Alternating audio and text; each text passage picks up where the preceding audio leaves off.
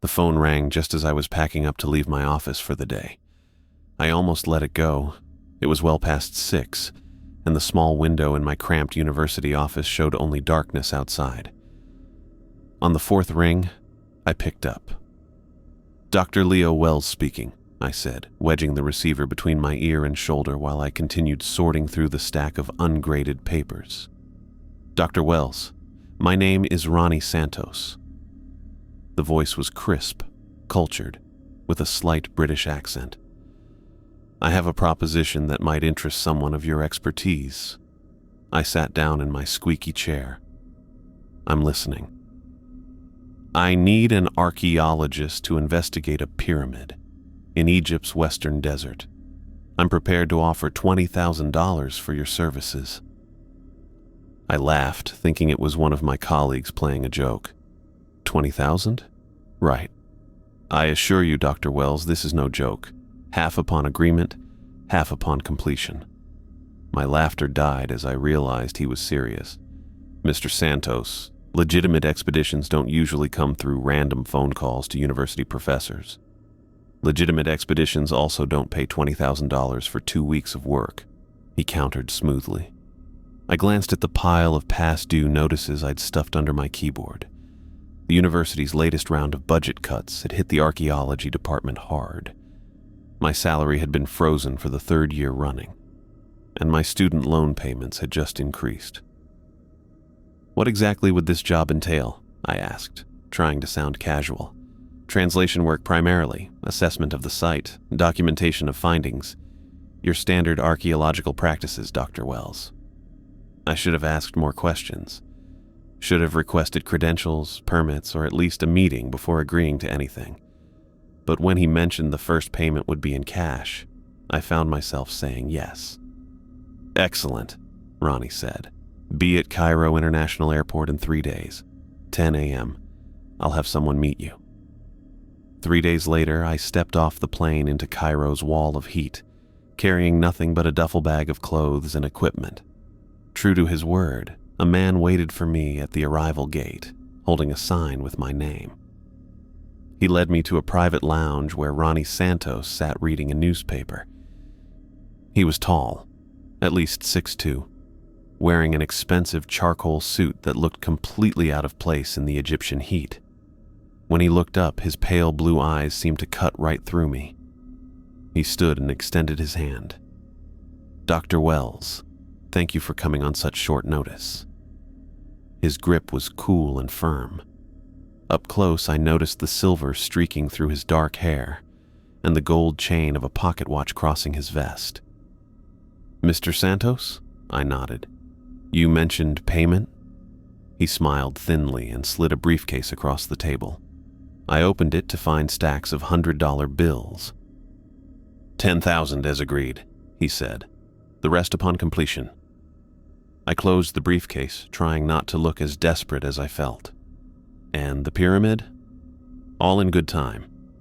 First, I'd like you to meet my assistant." A younger man who had been standing by the window turned around. He was shorter than both of us, with sandy blonde hair that stuck up at odd angles. His green eyes darted around the room, never settling on anything for long. "Bobby Buck," Ronnie introduced him. "He handles the logistics." Bobby gave a quick nod but didn't offer his hand. His shirt was rumpled and he kept fidgeting with his collar. "Nice to meet you," I said, but Bobby had already turned back to the window, muttering something I couldn't catch. "Shall we?" Ronnie gestured toward the exit. Outside, a black SUV with tinted windows waited. Bobby took the wheel while Ronnie and I sat in the back. As we pulled away from the airport, I noticed the sun was beginning to set. "We'll drive through the night," Ronnie explained. "The site is remote and I prefer to arrive at dawn." "How was this pyramid discovered?" I asked. "I haven't heard anything about a new find in the western desert." Ronnie smiled. "Satellite imaging, a private company I have investments in, and no one else knows about it yet. No government agencies, no universities, no other archaeologists." I frowned.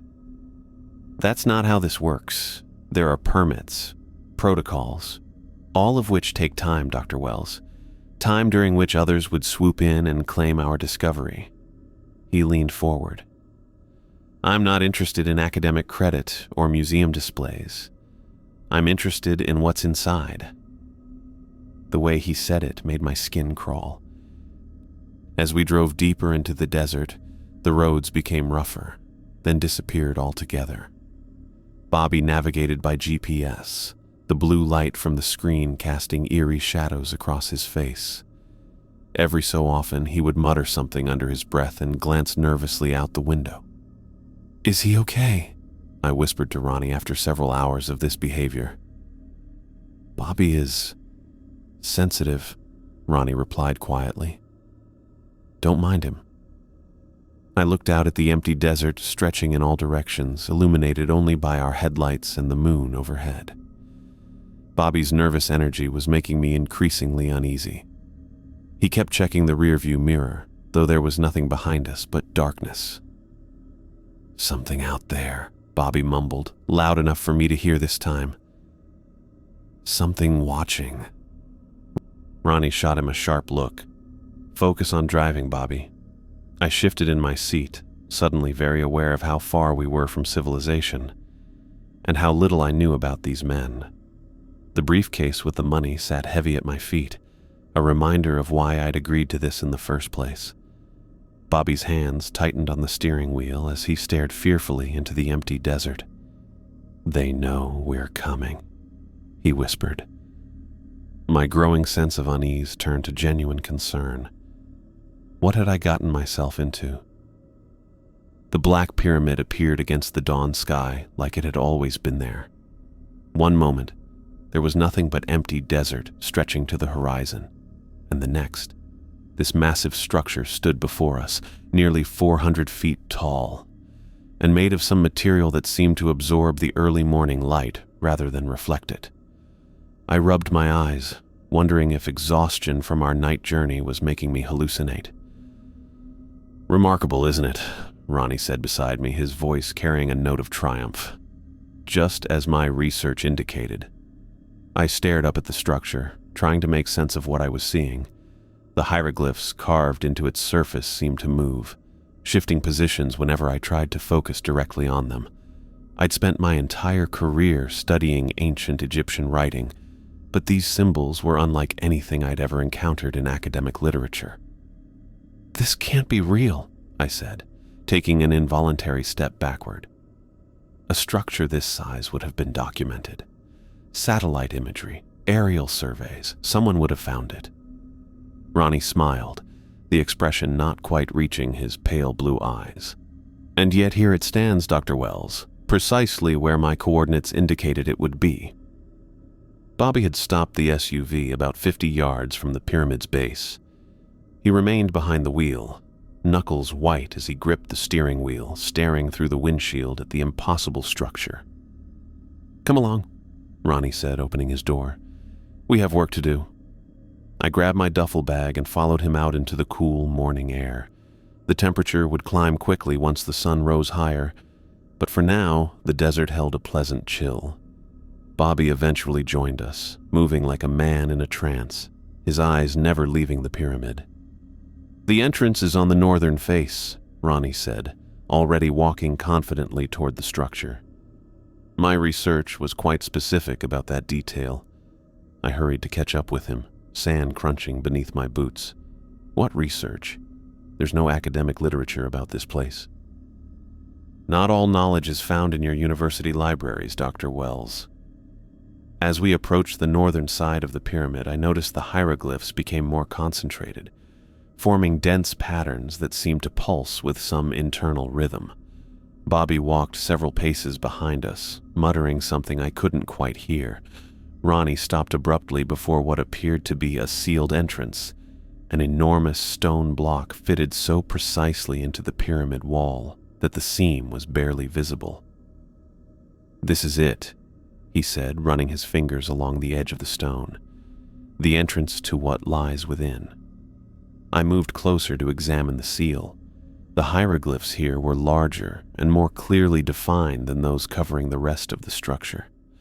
I traced them with my fingertips, feeling a strange coldness emanating from the stone that seemed at odds with the desert setting.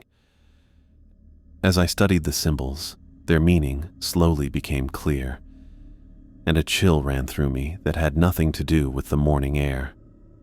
The images depicted darkness, represented as tendrils or tentacles, devouring human figures.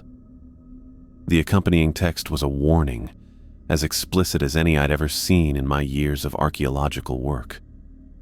"Let the sleeper remain undisturbed," I translated aloud, my mouth suddenly dry. "What else?" Ronnie pressed, his eyes gleaming with intensity.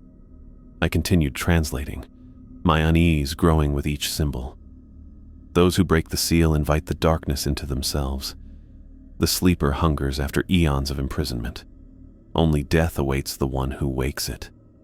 Ronnie laughed, the sound echoing against the black stone.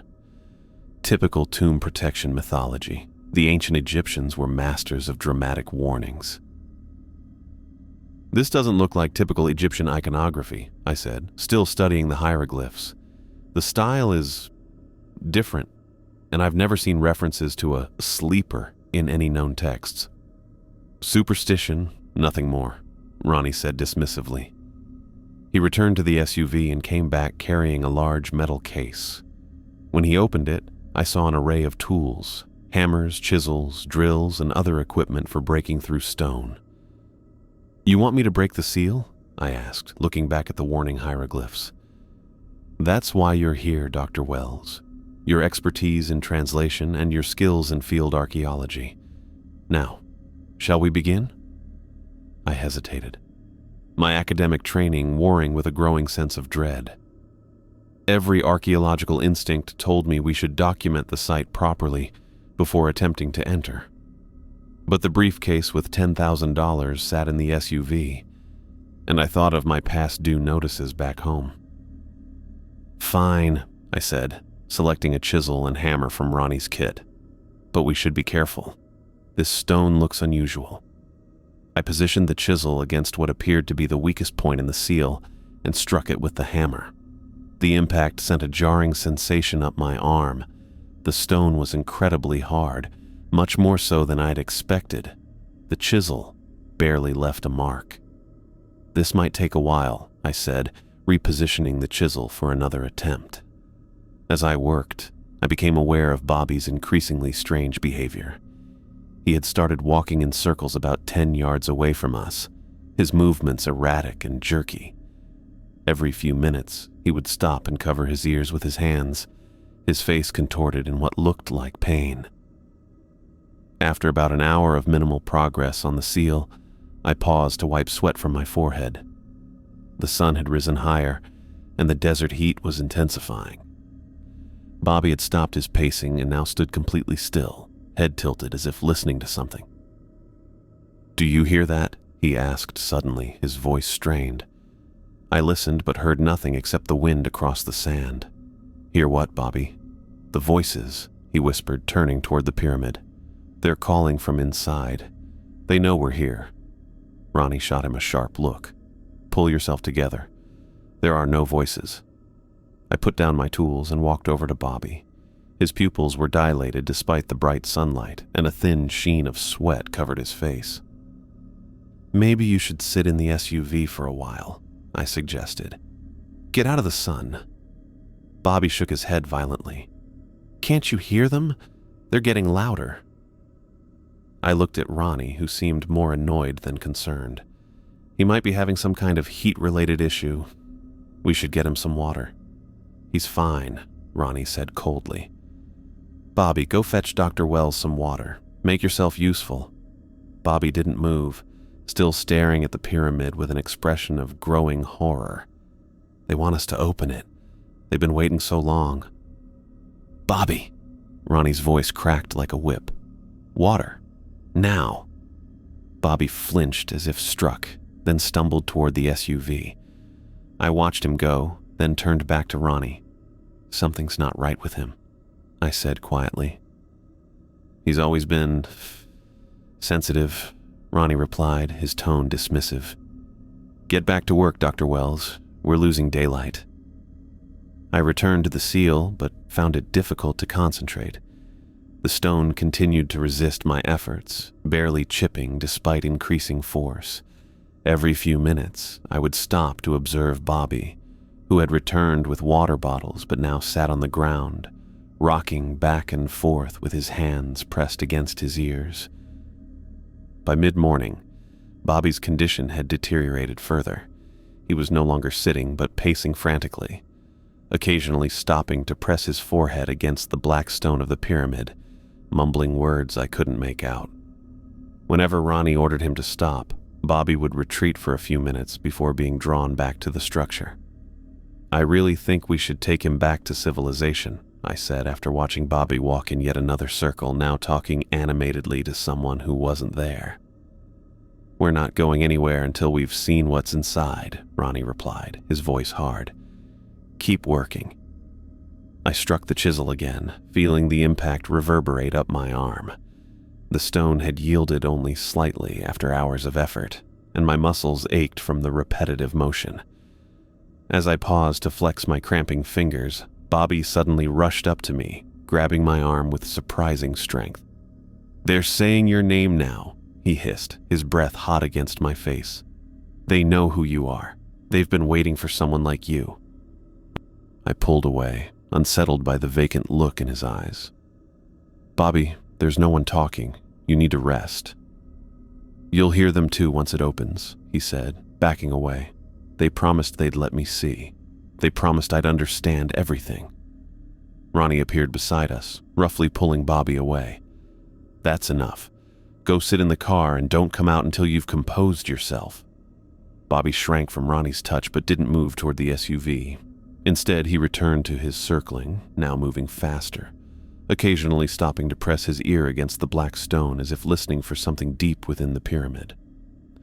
I turned back to the seal, trying to ignore the growing sense of wrongness that permeated the sight. The hieroglyphs seemed to shift more actively now, the warning about the sleeper appearing to pulse with each strike of my hammer against the chisel. The stone remained stubborn, yielding only tiny fragments despite my best efforts.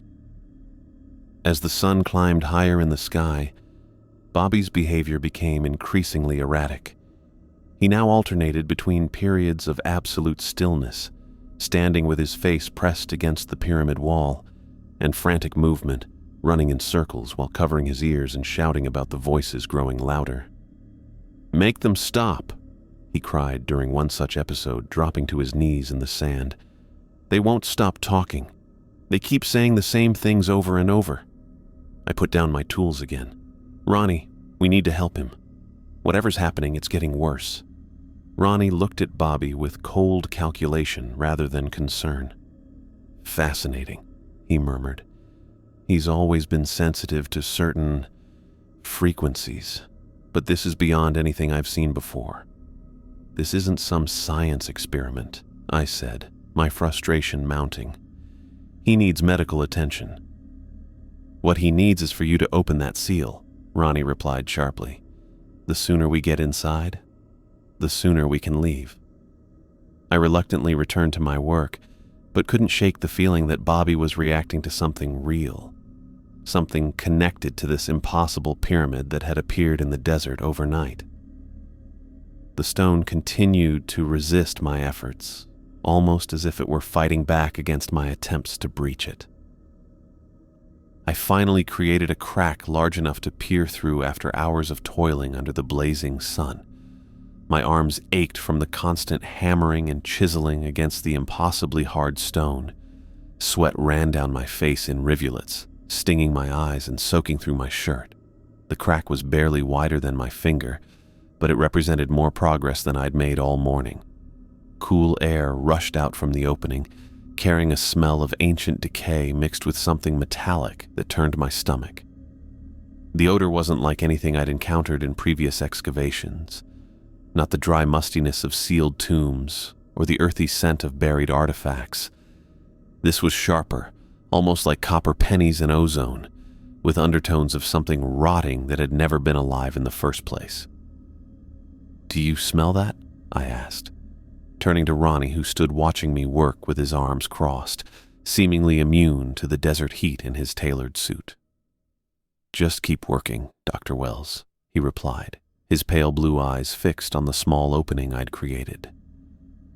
"We're making progress." Behind us, Bobby had grown quieter over the last hour, which I'd initially taken as a good sign. He sat on a rock about 20 feet away, rocking slightly back and forth, his sandy hair plastered to his forehead with sweat. His muttering had become so constant that it had faded into background noise, like the buzz of insects in the desert air. I turned back to the seal, pressing my eye against the crack to see if I could glimpse anything inside. The darkness beyond seemed deeper than natural shadow, as though it were something tangible rather than merely the absence of light.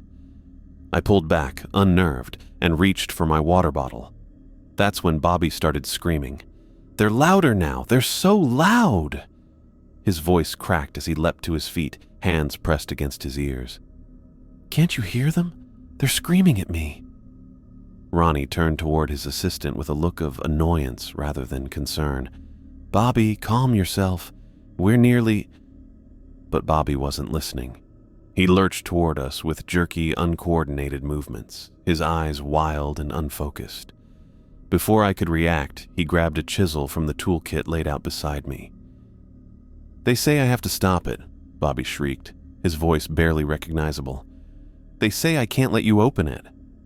He lunged at Ronnie with shocking speed, slashing wildly with the chisel. Ronnie tried to step back, but Bobby caught him across the cheek. Blood immediately welled up and streamed down Ronnie's face. "Bobby, stop!" I shouted, dropping my tools and moving to intervene. Ronnie grappled with his assistant, trying to control Bobby's arm. "Dr. Wells, help me restrain him!" I grabbed Bobby from behind, trying to wrap my arms around his chest to pull him away from Ronnie. But Bobby twisted in my grip with inhuman strength, breaking free as though my restraint meant nothing. He turned on me and I stumbled backward as I saw his face up close. His eyes had rolled back completely, showing only whites. Foam gathered at the corners of his mouth, spilling down his chin as he continued to scream about the voices. "They told me you'd try to stop me," he snarled, slashing the chisel through the air inches from my face. "They said you're just like all the others." I fell back against the pyramid wall, the rough stone scraping my back through my shirt. Bobby advanced on me, raising the chisel like a dagger. I grabbed his wrist with both hands, struggling to keep the sharp tool from plunging into my chest. His strength was impossible, like trying to hold back a machine rather than a man. "Ronnie," I gasped, my arms shaking with effort. "Do something!" Behind Bobby, I saw Ronnie grab a heavy stone from the ground, one of the fragments I'd chipped from the seal. He raised it high and brought it down hard against the back of Bobby's head with a sickening crack. Bobby went rigid. The chisel clattered from his suddenly limp fingers. His eyes, still showing only whites, seemed to focus on something far away. Then he collapsed, folding to the ground like a puppet with cut strings. I stood frozen, my back pressed against the pyramid wall, breathing hard. Blood began pooling beneath Bobby's skull, spreading slowly across the sand. Ronnie knelt beside his assistant, pressing 2 fingers against Bobby's neck. After a moment, he looked up at me and shook his head. "He's gone," Ronnie said, his voice steady despite the blood still flowing from the gash on his cheek. He stood up, brushing sand from his knees with an absurd fastidiousness given the circumstances. "We need to get help," I said, my voice shaking. "We need to call someone. The authorities, a doctor, anyone." "And tell them what exactly?" Ronnie asked, pulling a handkerchief from his pocket and pressing it to his bleeding cheek. "That my assistant went mad and attacked us in the middle of the desert beside a pyramid that officially doesn't exist? Use your head, Dr. Wells." "But he's dead," I said, staring at Bobby's crumpled form. "You killed him." "I protected us," Ronnie corrected. "Whatever affected Bobby is connected to this pyramid's influence. You saw how he changed. That wasn't normal behavior. No court would convict me." I looked from Bobby's body to the crack in the seal. from which that strange metallic-tinged air continued to flow. We should leave. Now. Whatever this place is, it's not worth dying for. Ronnie's expression hardened. We've come too far to turn back. You will continue working on that seal, Dr. Wells. Remember our agreement. Agreement? A man just died. And that's unfortunate, Ronnie said coldly, but it changes nothing about our purpose here. The seal, Dr. Wells. Now. I stared at him, trying to process his callousness. Bobby's blood was still spreading across the sand, and Ronnie was acting as though we'd merely suffered a minor setback. What happens when I refuse? I asked. Ronnie smiled, though it didn't reach his eyes. We're miles from civilization. Your phone has no signal. I control the only vehicle. And I've just demonstrated what happens when someone tries to interfere with my plans. He gestured toward Bobby's body. I'd prefer your willing cooperation, but I'll accept your fearful compliance if necessary. The threat hung in the air between us. I looked at the SUV parked about 50 yards away, calculating my chances of reaching it before Ronnie could stop me. As if reading my thoughts, he pulled something from inside his jacket, a small pistol that he pointed casually in my direction. The seal, Dr. Wells. Please. With shaking hands, I picked up my hammer and chisel again. My mounting terror made it difficult to focus, but I forced myself to return to the crack I'd created. Each strike of the hammer sent vibrations through my arms, and the metallic smell grew stronger as the crack widened. That's it, Ronnie encouraged, watching me work with the gun still held loosely in his hand. Just a little more. I continued working, feeling an increasing sense of dread as the crack widened. The hieroglyphs around the seal seemed to pulse more actively with each hammer strike, particularly those warning about the sleeper. Bobby's body lay just a few feet away, a constant reminder of what awaited me if I defied Ronnie, and perhaps what awaited us both if I succeeded in opening the seal. I widened the opening with methodical strikes, each hammer blow sending shock waves up my arm. The stone was unnaturally hard, but after another hour of work, I'd created a gap large enough for a person to squeeze through. My shirt clung to my back with sweat despite the cooling air that now flowed from the darkness beyond the seal. Feel that, I said, wiping my forehead with my sleeve. It's getting colder.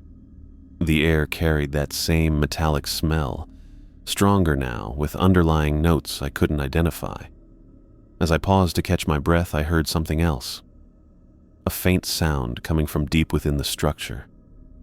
At first, I thought it might be the wind moving through ancient corridors, but there was a pattern to it, rising and falling like distant conversation.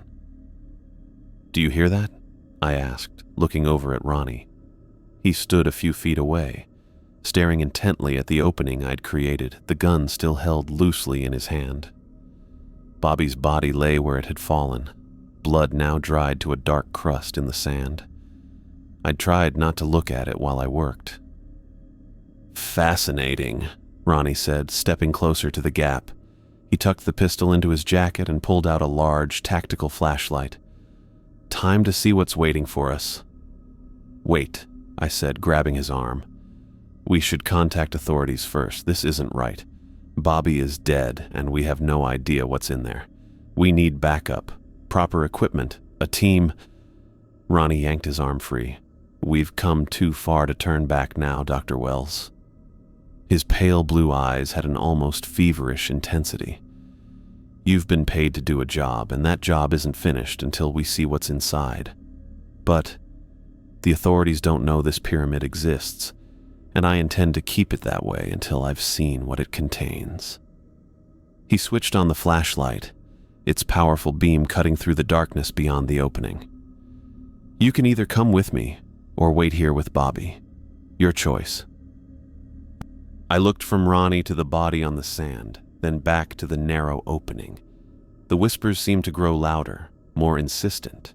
I had no desire to go inside, but staying alone in the desert with a corpse while Ronnie had the only vehicle keys wasn't an appealing alternative. Fine, I said. But we should be quick, document what we find, and get out.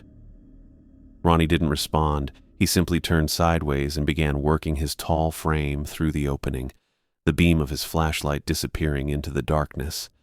After a moment's hesitation, I grabbed my own smaller flashlight from my duffel bag and followed. The gap was tight, the stone edges scraping against my back and chest as I squeezed through. The air inside hit me like a wall of cold, raising goosebumps on my skin. My flashlight beam seemed weak, barely penetrating the darkness that surrounded us. "My God," Ronnie whispered ahead of me, his voice echoing strangely. I stepped forward and saw what had prompted his reaction. We stood in a chamber so vast that our lights couldn't reach the ceiling or the far walls.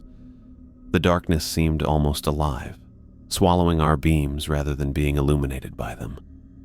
"This is impossible," I said, my voice sounding small in the enormous space. The exterior dimensions of the pyramid couldn't contain a room this size. I swung my light toward the nearest wall and froze. The entire surface was covered in hieroglyphs similar to those on the outer seal, but far more numerous and complex. I stepped closer, trying to make sense of the symbols, but every time I focused on a specific section, the glyphs seemed to shift and change, as if rearranging themselves when not directly observed. "Are you seeing this?" I asked, blinking hard. "The writing, it's moving." "It's just an optical illusion," Ronnie said dismissively, already moving forward. "The floor slopes downward. There must be more chambers below." He was right. The smooth black stone floor angled gently downward, leading deeper into the pyramid. The air grew noticeably colder as we descended, and I could see my breath forming small clouds in front of my face. "This makes no sense," I muttered, more to myself than to Ronnie. "The temperature shouldn't drop like this, and these materials, I've never seen stone like this before." Ronnie moved ahead quickly, his flashlight beam dancing across the walls as he walked. "Look at these reliefs," he called back, his voice tinged with excitement. "They show some kind of ritual." I reluctantly caught up to him, keeping my eyes on the floor to avoid looking at the moving hieroglyphs. The wall Ronnie was examining contained a series of carved panels depicting human figures interacting with tall, shadow-like entities. The humans were shown kneeling, arms raised in what might have been supplication or terror, while the shadow figures extended what looked like tendrils toward them. "These aren't Egyptian," I said, studying the carvings. "They don't match any known ancient Egyptian artistic style or religious iconography." "Perhaps they're older," Ronnie suggested, moving his light along the sequence of panels. "Look how the shadows seem to be entering the human figures in these later scenes." I didn't want to look, but I couldn't help myself. The final panels showed the human figures transformed, their bodies elongated and darkened, becoming more like the shadow entities themselves. The whispering sounds grew louder as we moved deeper, no longer able to be mistaken for wind. There were distinct voices speaking in overlapping patterns, rising and falling in volume. "Do you hear them?" I asked, stopping in my tracks. "Hear what?" Ronnie asked, though I could tell from his expression that he heard them too. "The voices," I said. "Like what Bobby was talking about." The whispers continued, becoming more distinct with each step we took. I couldn't understand the languages. They didn't sound like any I'd ever heard before, with phonemes that seemed almost beyond human vocal capability. "It's just air moving through the structure," Ronnie said, but his voice lacked conviction. "Ancient tombs often create unusual acoustic effects." "This isn't a tomb," I said, suddenly certain. "And those aren't acoustic effects." The voices grew louder, more insistent, as if they knew we could hear them. I wanted to turn back, to squeeze through that narrow opening and run as far from this place as I could. But Ronnie kept moving forward, drawn deeper into the pyramid by whatever waited ahead, and I followed, afraid of being left alone in the dark with the whispers. I watched as Ronnie's flashlight beam cut through the darkness, revealing a vast chamber that stretched beyond what seemed possible. The ceiling vanished into blackness above us, the light unable to reach its limits. My own smaller beam seemed pathetic in comparison, barely pushing back the oppressive dark that surrounded us. "Look at this," Ronnie said, his voice echoing strangely in the massive space. In the center of the chamber stood what at first glance looked like a sarcophagus. It was made from the same light-absorbing black stone as the pyramid's exterior, its surface so dark it seemed to pull the light from our flashlights into itself. I moved closer, my steps hesitant on the smooth stone floor. The cold air bit at my exposed skin, making me wish I'd brought warmer clothes. As I approached, I realized what I was seeing wasn't a burial container at all. "It's not a sarcophagus," I said, my voice tight. "It's some kind of altar or platform." The structure rose about waist-high, rectangular but with oddly curved edges that seemed to shift when viewed from different angles. Its surface was covered in the same hieroglyphs we'd seen throughout the pyramid, but these seemed to move more actively, like insects crawling across the stone. The whispering that had followed us deeper into the pyramid suddenly intensified, building from a murmur into a roar of overlapping voices. They seemed to come from everywhere at once, from the walls, the floor, the altar itself, and even from the air around us. I couldn't understand the words, but the cadence suggested urgency, excitement. Ronnie didn't answer. He moved toward the altar with purposeful steps, his flashlight trained on its surface. The voices grew louder with each step he took, becoming a cacophony of sound that pressed against my eardrums. "Ronnie, stop!"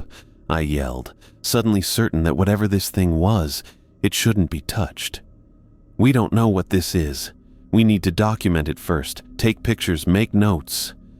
He ignored me completely, continuing his approach to the altar. His face showed an expression I hadn't seen before, a mixture of awe and hunger that twisted his features into something almost unrecognizable. "Ronnie, get away from that thing!" My voice echoed through the chamber, nearly drowned out by the roar of the voices. He reached the altar and paused, just for a moment. Then, with deliberate slowness, he extended his hand toward the black stone surface. "Don't touch it," I screamed. His fingers made contact with the stone. The voices stopped.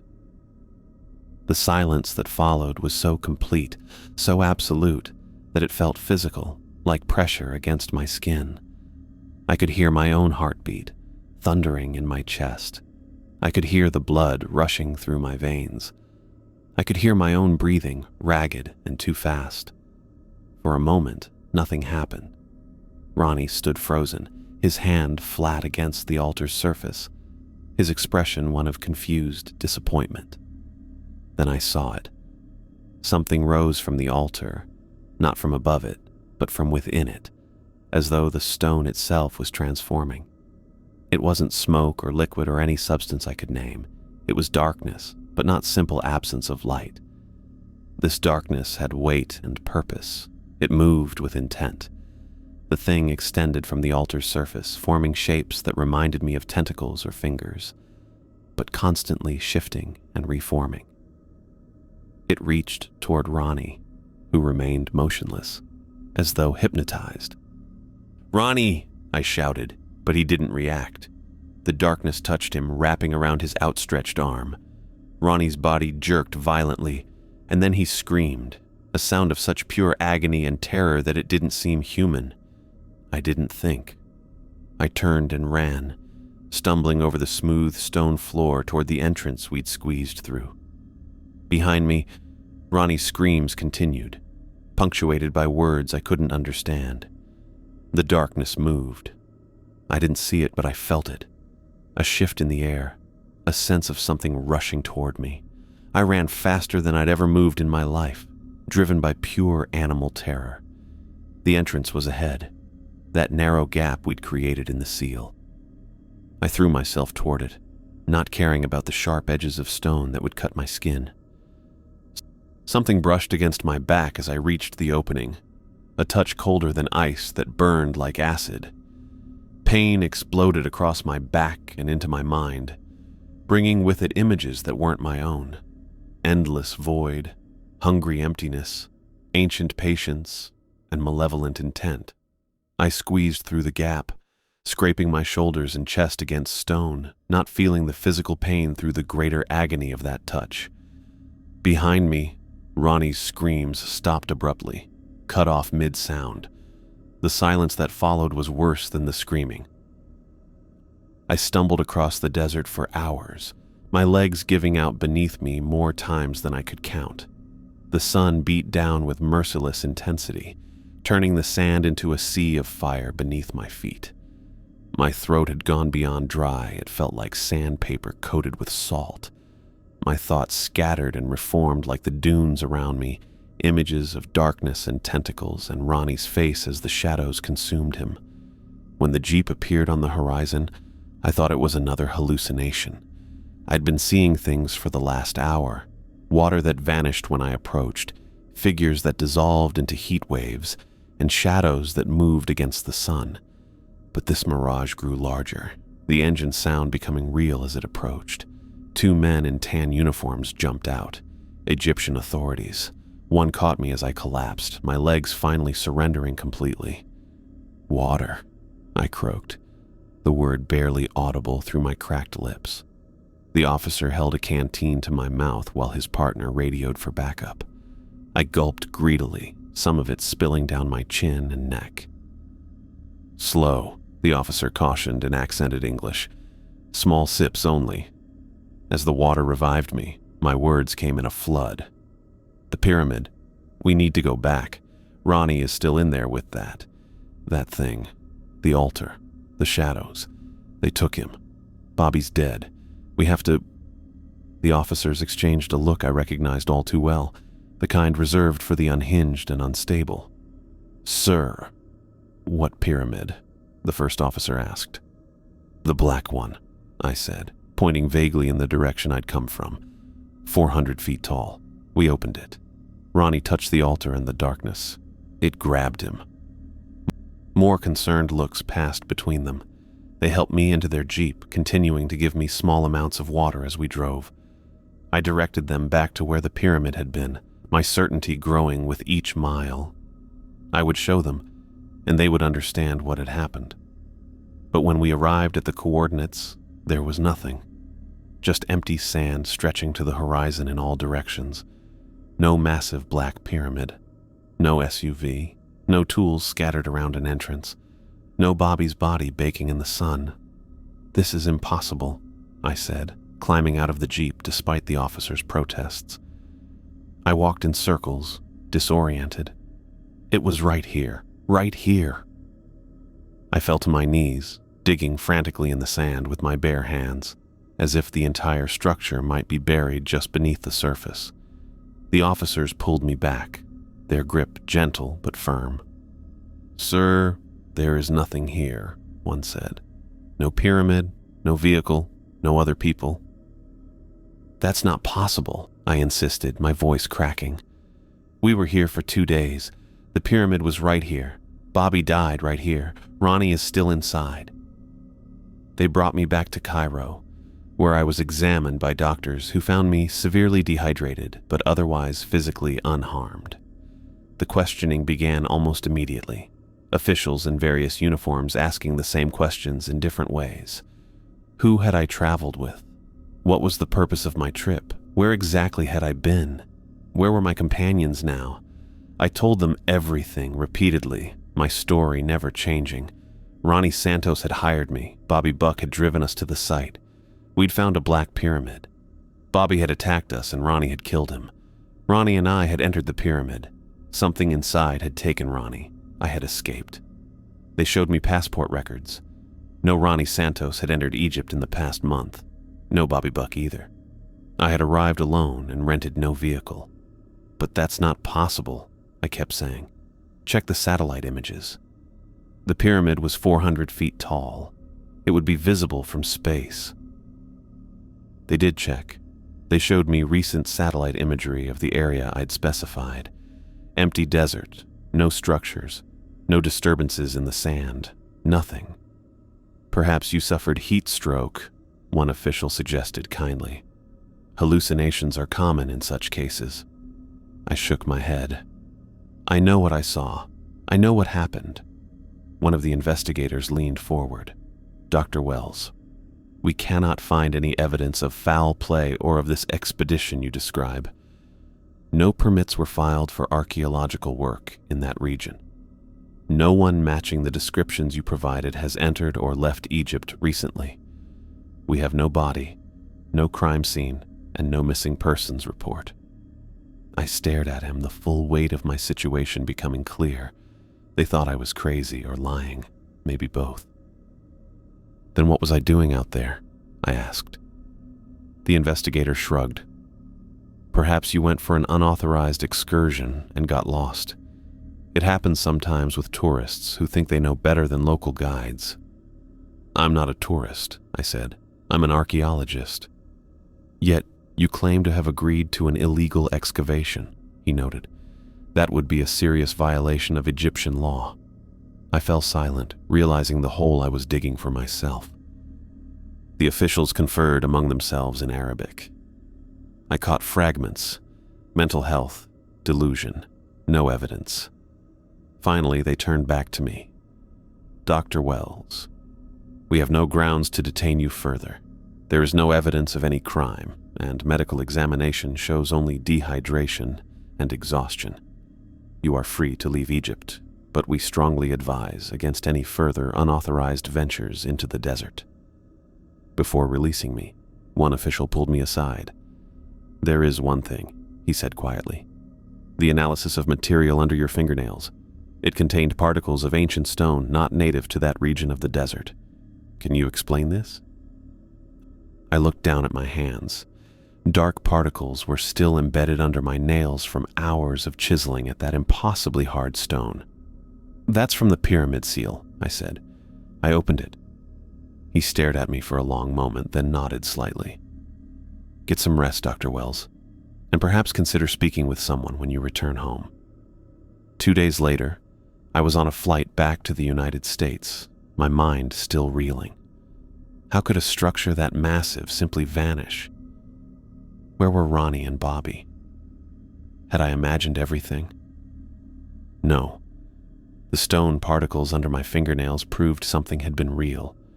The cuts on my back from squeezing through the opening were real. The burn where the darkness had touched me was real. A strange mark that doctors had been unable to identify, dismissing it as an unusual heat rash. I returned to my university position the following week. My department chair had been told I'd suffered heat stroke during a vacation in Egypt, and she suggested I take more time off. I declined. Work would be good for me, I thought. A return to normalcy. But normalcy never came. I sat through faculty meetings without hearing a word. I stared at student papers without seeing the text. During lectures, I would suddenly freeze mid-sentence, certain I'd heard whispers from the back of the classroom, only to find my students staring at me in confusion. Sleep became my enemy. Each night brought dreams of the pyramid's interior, the altar, the darkness, Ronnie's screams cutting off mid-sound. I would wake gasping, certain that tendrils of shadow were reaching for me from the corners of my bedroom. I began sleeping with the lights on, then with multiple lights on. Eventually, I started taking sleeping pills, which suppressed the dreams but left me groggy and disoriented during the day. My colleagues noticed the change. "Are you feeling all right, Leo?" they would ask. "You seem distracted lately." "Fine," I would answer. "Just tired." I told no one what had really happened. How could I? The Egyptian authorities hadn't believed me despite the evidence of the stone dust. My colleagues would think I'd had some kind of breakdown. Maybe I had. But in my office, alone, I would sometimes take out my notes and the small sample of stone particles I'd managed to save. I'd examine them under my desk microscope, confirming to myself that they were real, that they were unlike any stone native to that region of Egypt, that something had been there. During a lecture one afternoon, I found myself discussing ancient Egyptian burial practices when I suddenly realized I was describing hieroglyphs from the pyramid, symbols that weren't in any textbook or archaeological record. I stopped mid-sentence, aware that my students were looking at me strangely. "Professor Wells?" one of them asked. "Are you okay?" I gathered my notes with shaking hands. "Class dismissed early today. Review chapters 7 and 8 for next time." As they filed out, I sank into my chair, pressing my palms against my eyes. I was losing my grip. The whispers that weren't there seemed to follow me everywhere now. In quiet rooms, in crowded hallways, in my car during my commute, always just below the threshold of comprehension, but growing more insistent. I caught myself listening for them, straining to make out words. Sometimes I thought I could almost understand what they were saying, as if the meaning hovered just beyond my grasp. In those moments, I would deliberately turn on music or the television, drowning them out before I could be tempted to listen more carefully. At night, I began checking my email compulsively, half expecting to see a message from Ronnie Santos. I jumped at every phone call from an unknown number. Each letter in my mailbox made my heart race until I confirmed it wasn't from him. What terrified me most was the growing certainty that whatever had happened in that pyramid wasn't over. That whatever had taken Ronnie hadn't forgotten about me. That the touch of darkness on my back had marked me somehow, connected me to something ancient and patient and hungry. But I told no one. What would I say? That I'd helped open a supernatural doorway in a pyramid that no longer existed? That I was being haunted by whispers from beings that lived in darkness? That I was waiting for a dead man to contact me? They would consider me mentally unstable. Sometimes I wondered if they would be right. I got an envelope with no return address 6 months after I came back from Egypt. It arrived with my regular mail, bills, academic journals, and the usual university memos. I almost missed it, sandwiched between an overdue notice for my water bill and the anthropology department's monthly newsletter. The envelope was cream-colored, made of heavy stock paper that felt expensive between my fingers. My name and address were written in flowing script that seemed too perfect to be handwritten, no stamp. Someone had hand-delivered it. I tore it open while standing at my kitchen counter. Inside was a single sheet of paper, the same cream color as the envelope, but even heavier with the subtle texture of cotton fiber. The kind of stationery that costs more than most people spend on a week's worth of groceries. My hands started shaking before I'd even read the first line. "Dr. Thompson, your services are required for an expedition to Antarctica. The work we began in Egypt must be completed. Payment will be substantial. Yours truly, Ronnie Santos." I dropped the letter like it had burned me. It fluttered to the floor, landing face up on the linoleum. I backed away until I hit the refrigerator, my heart hammering in my chest. Ronnie Santos, the man I watched place his hand on that black altar inside the pyramid. The man whose screams cut off so abruptly when the darkness took him. The man who couldn't be alive. I slid down to the floor, my back against the fridge, and stared at the letter from across the kitchen. Antarctica? The work we began in Egypt? What the hell did that mean? After a few minutes, I crawled forward and picked up the letter again. I studied the signature, comparing it to the memory of forms Ronnie had signed in my presence back in Egypt. The elegant loops, the distinctive way he crossed his T's, it matched perfectly. This wasn't some sick joke. Either someone had gone to extraordinary lengths to forge his handwriting, or...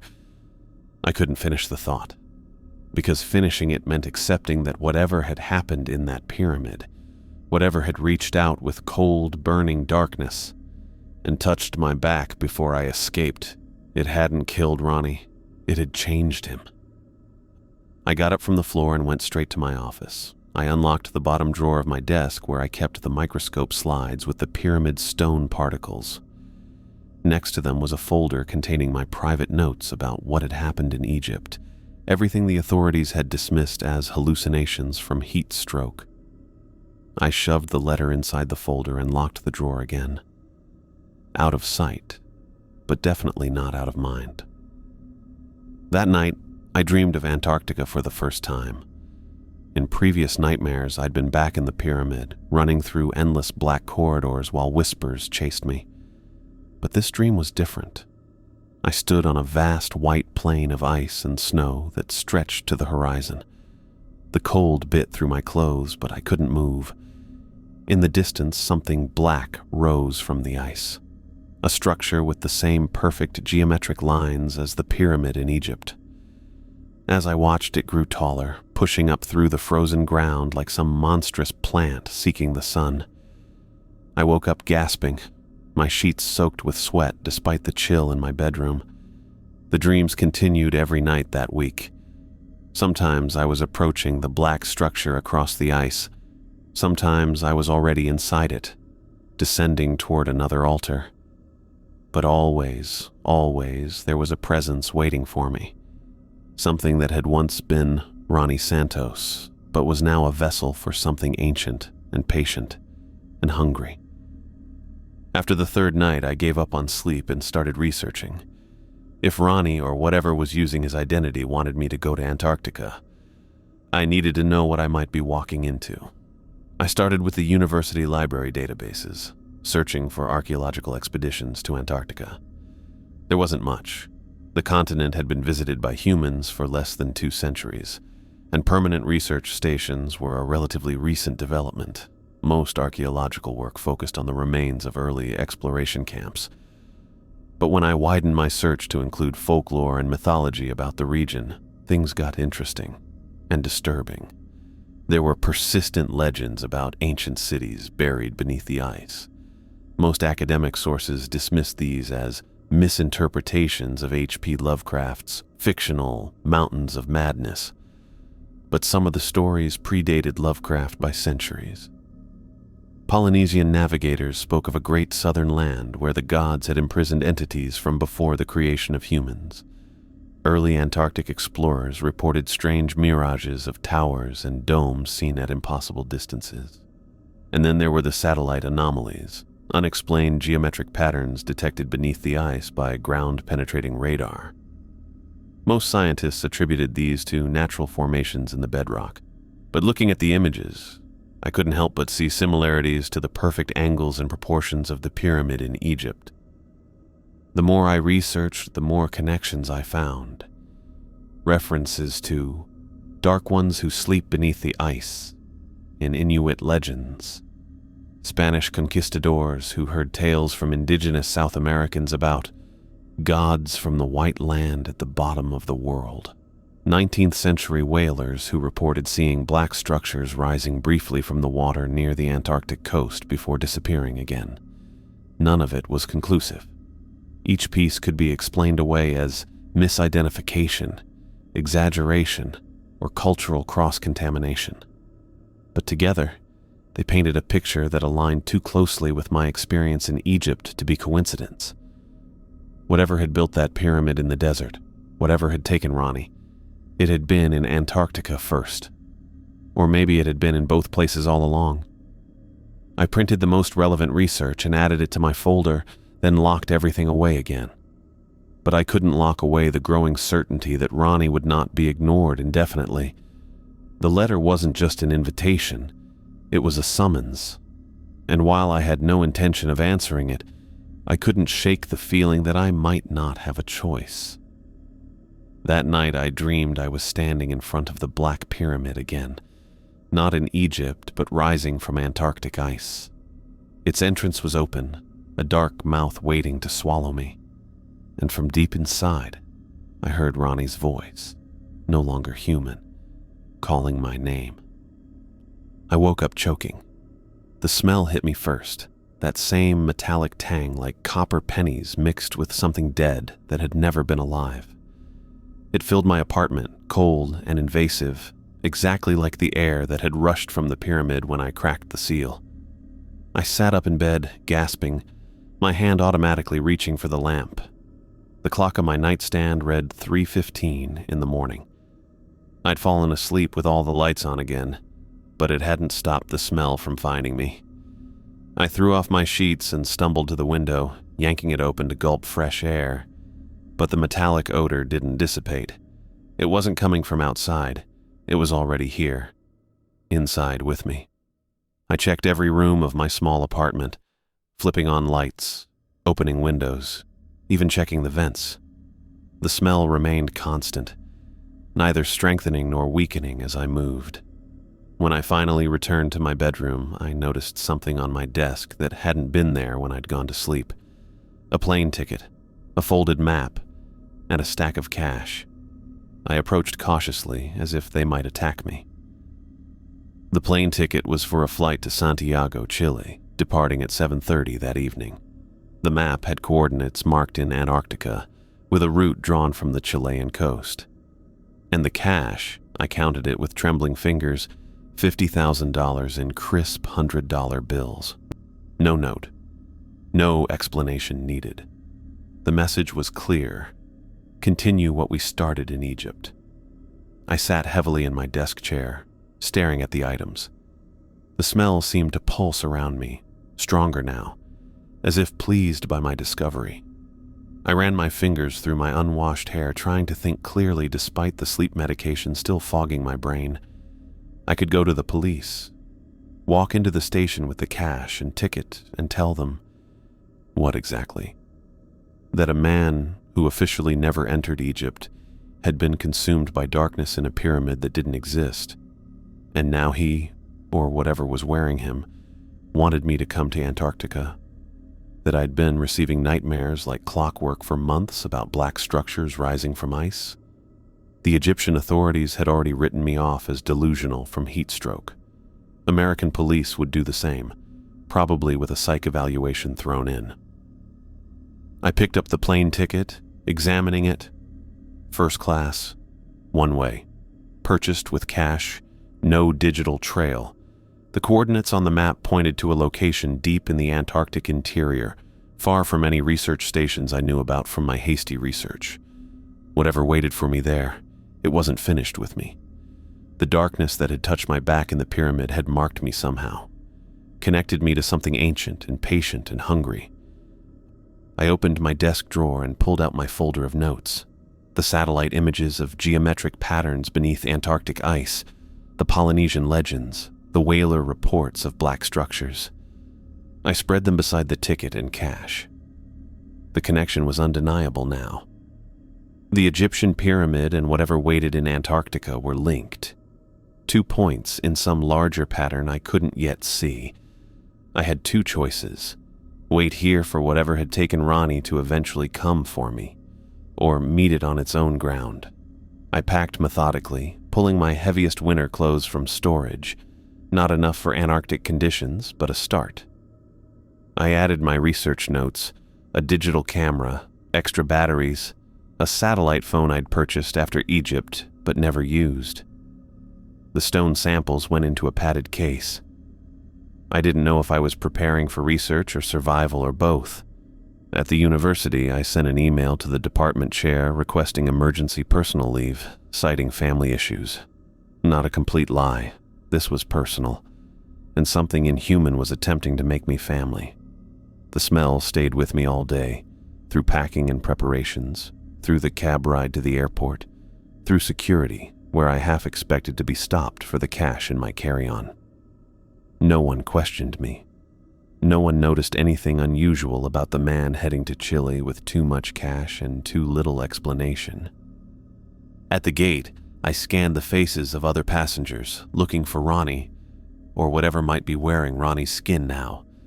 But he wasn't there. Just ordinary travelers with ordinary destinations and ordinary reasons for flying. The flight to Santiago passed in a blur of fitful sleep and anxious wakefulness. The smell remained, noticeable only to me. In Santiago, I followed instructions printed on the back of the map to a small private airfield outside the city. A man waited beside a weathered twin-engine plane, checking something on the propeller. He looked up as I approached. "Dr. Wells?" he asked in accented English, wiping his hands on a rag. I nodded, clutching my bags tighter. I am Ramirez. I was hired to fly you to the research station. He gestured to the plane. We have a long flight. The weather looks good, but we should not waste time.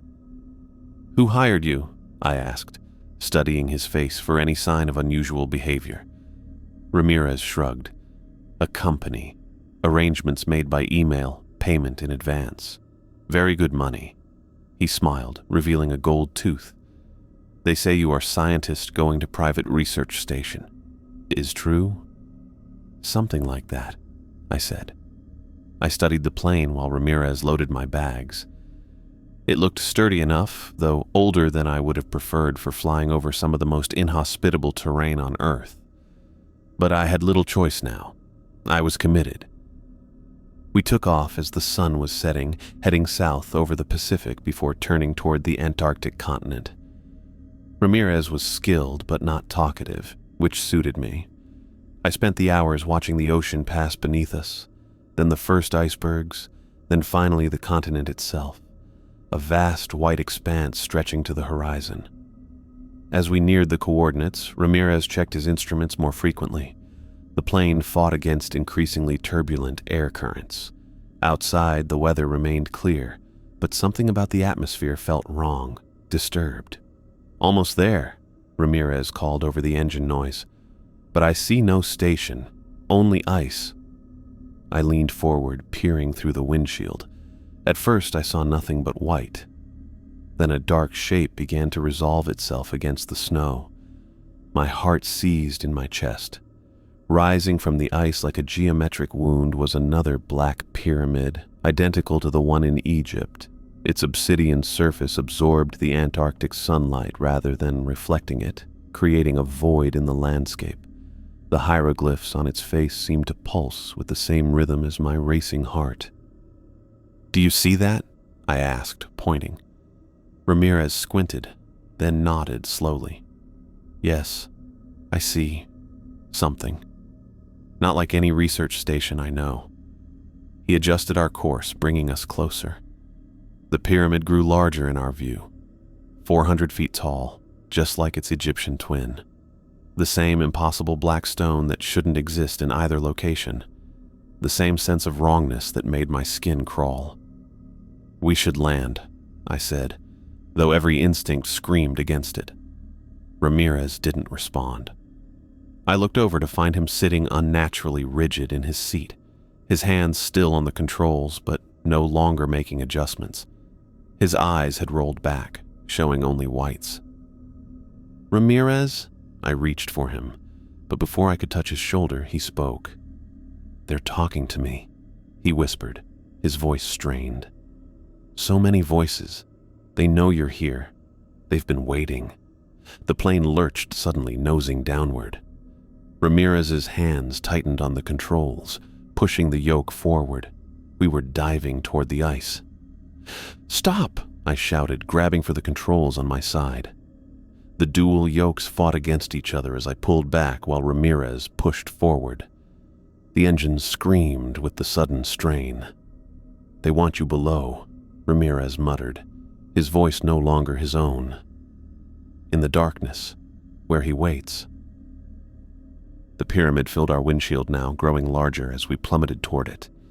I threw myself against the yoke with all my strength, trying to pull us up, but Ramirez was stronger, his muscles fueled by whatever had taken hold of him. "Ramirez, fight it!" I yelled, but his eyes remained white, unseeing. The altimeter spun downward. Ice rushed toward us.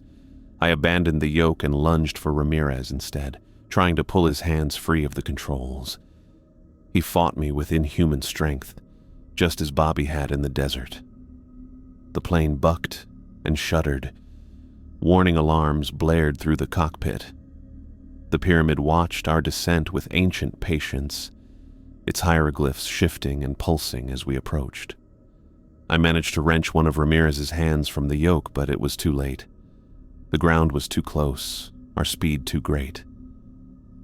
I braced myself against the seat, watching the white expanse of ice rush up to meet us. The last thing I saw before impact was the pyramid, standing impassive and eternal against the Antarctic sky, waiting to receive me. I woke to the taste of blood and the screaming pain of a broken body. The crash had happened so fast. The Antarctic ice rushing up, Ramirez's possessed strength fighting against me, the horrible impact that tore through metal and flesh alike.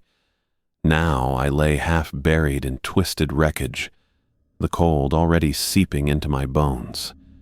Moving was agony. My left leg wouldn't respond properly, and when I touched my forehead, my fingers came away red. I tried to call out for Ramirez, but received only silence in return. Through the shattered cockpit window, I could see his body slumped forward against the controls, motionless. The sight filled me with a strange emptiness. Another life claimed by whatever force had taken Bobby in Egypt. The wind howled through the broken fuselage, carrying ice crystals that stung my face. I knew I had minutes, not hours, before hypothermia set in. My supplies were scattered among the wreckage, but even if I could reach them, a sleeping bag wouldn't save me from the Antarctic cold. I turned my head and saw it through the twisted metal. The Black Pyramid, identical to its Egyptian twin, absorbing rather than reflecting the harsh polar light. The sight of it sent waves of dread through me, but I understood with terrible clarity that it was my only option for shelter. With a grunt that turned into a scream, I pulled myself from beneath a section of fuselage that had pinned my good leg. Something warm and wet spread across my side, a new wound I couldn't see but definitely felt. I dragged myself across the ice, leaving a smeared trail of blood behind me. The cold numbed the pain somewhat, but each movement was still torture. The pyramid loomed larger as I approached, its obsidian surface drinking in the light around it. Just like in Egypt, it stood 400 feet tall, a perfect geometric anomaly that shouldn't exist. The entrance was already open, a dark mouth waiting to swallow me whole. I had no choice. The wind cut through my clothes and my fingers had lost feeling. I pulled myself across the threshold into the darkness that had already claimed 2 lives before me. Inside, the temperature rose immediately, not warm but no longer the killing cold of outside. The same metallic smell filled the air, copper and ozone and that indefinable something that reminded me of decay without being decay. My flashlight was gone, lost in the crash, but I didn't need it. The hieroglyphs covering the walls emitted their own faint phosphorescence, casting the chamber in an eerie blue-green glow. I stared at the symbols, and something strange happened. In Egypt, I'd translated them with academic precision, using my years of training to decipher their meaning. Now I simply understood them, as if reading my native language. The knowledge flowed into me without effort or analysis. They told a story of beings that existed before humans walked the earth, entities that moved between worlds using the pyramids as gateways. The structures weren't tombs or monuments, but machines, doorways between our reality and somewhere else. The hieroglyphs spoke of a hunger that spanned eons, of patience that outlasted civilizations, of a plan set in motion thousands of years ago that was now approaching completion. I understood now why the pyramid in Egypt had vanished. It hadn't been an illusion or hallucination. It had simply moved, or perhaps existed in both places simultaneously, anchored to our world, but not bound by its physical laws. And Ronnie. The hieroglyphs explained what had happened to him, too. He hadn't died when the darkness took him at the altar. He had been changed, transformed into something that could serve as a bridge between worlds. A vessel. My blood left a trail behind me as I limped deeper into the pyramid. The passage sloped downward just as it had in Egypt, the walls covered in those glowing symbols that I now read as easily as English. They spoke of sacrifice and transformation, of chosen ones who would help usher in a new age of darkness. I knew where I was going. The layout was identical to the Egyptian pyramid, and I remembered the path all too well from my nightmares. The central chamber would contain the altar, and at the altar, the chamber opened before me, vast and cold, its ceiling lost in shadows. The altar stood in the center, that same waist-high rectangular structure of black stone with curved edges, and beside it stood Ronnie Santos. Except it wasn't Ronnie anymore, not really. His expensive suit hung on a frame that was both more and less than human. His skin had become translucent, like clouded glass, and beneath it, shadows moved with purpose, flowing through him like blood through veins. His eyes were pools of darkness, without whites or iris, just empty voids that somehow still saw. When he spoke, his voice carried echoes of the whispers I'd heard in Egypt, layered beneath his familiar British accent. "Dr. Wells, you've arrived at last." I was beginning to worry. I leaned against the wall for support, my injured leg threatening to give out entirely. "What happened to you?" I asked, though I already knew from the hieroglyphs. "Evolution, transcendence. I've become something greater than human, a conduit." The thing that had been Ronnie gestured with hands that seemed too long, the fingers moving in ways that human joints shouldn't allow. "I've been waiting for you. The ritual requires your participation." "What ritual?" I asked, playing for time while my eyes darted around the chamber, taking in every detail. "The opening of the final gate. The Egyptian pyramid was merely the first step, a test, if you will. This is where it truly begins." Ronnie's face stretched into what might have been intended as a smile. "You've been chosen, Dr. Wells. Your knowledge, your connection to the past. You're the key that completes the lock." He moved toward me with a fluid grace that no longer resembled human movement. "You have two options. Join willingly and experience wonders beyond human comprehension, or resist and be taken by force.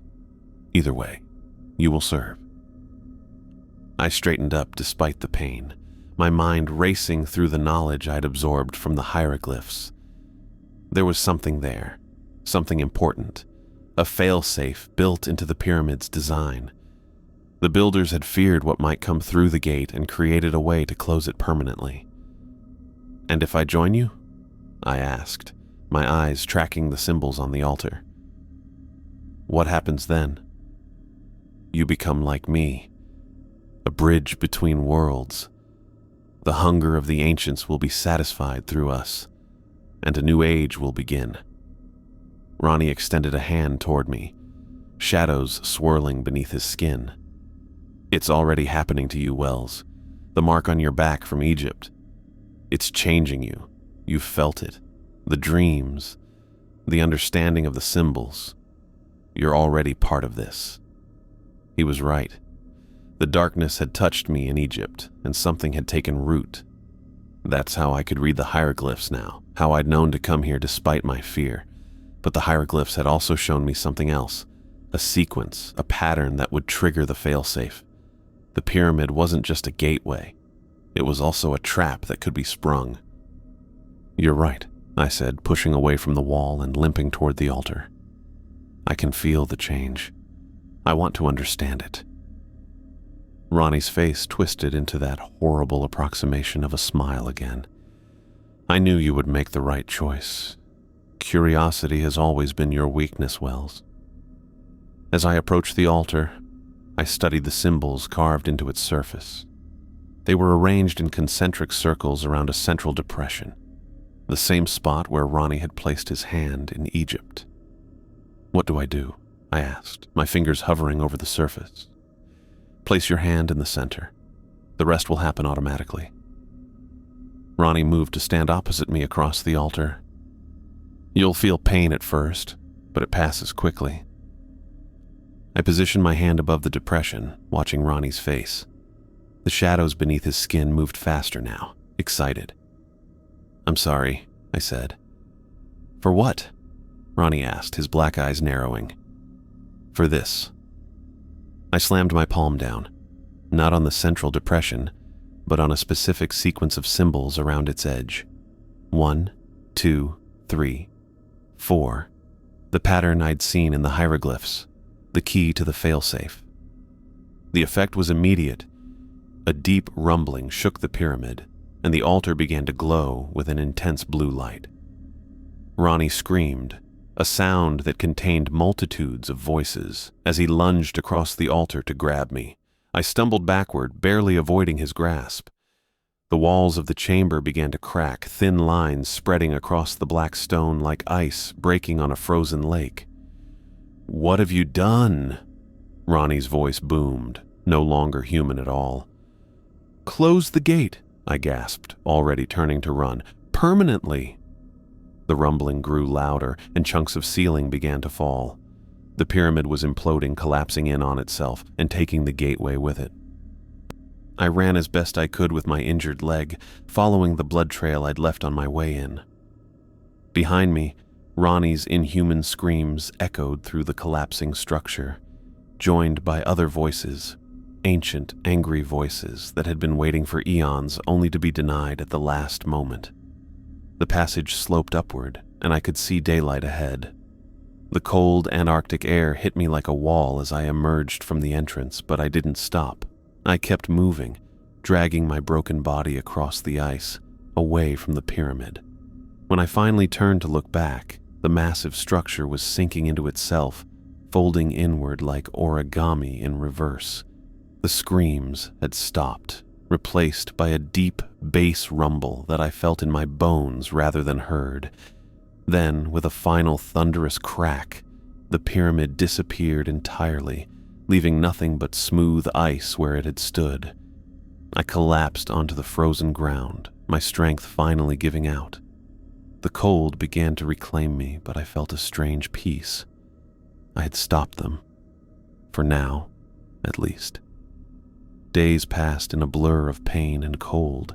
I drifted in and out of consciousness, huddled in the remains of the plane wreckage. Just when I had accepted that I would die there, I heard the sound of engines, not from the sky, but across the ice. A research team from one of the permanent Antarctic stations had picked up the plane's emergency beacon. They found me half frozen but alive, with a story they couldn't possibly believe. As they loaded me onto their vehicle, I looked back at the smooth expanse of ice where the pyramid had stood.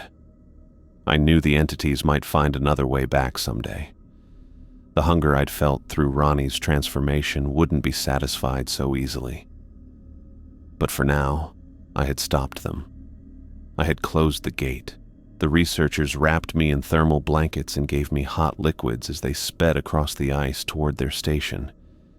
They asked questions I couldn't answer, not truthfully.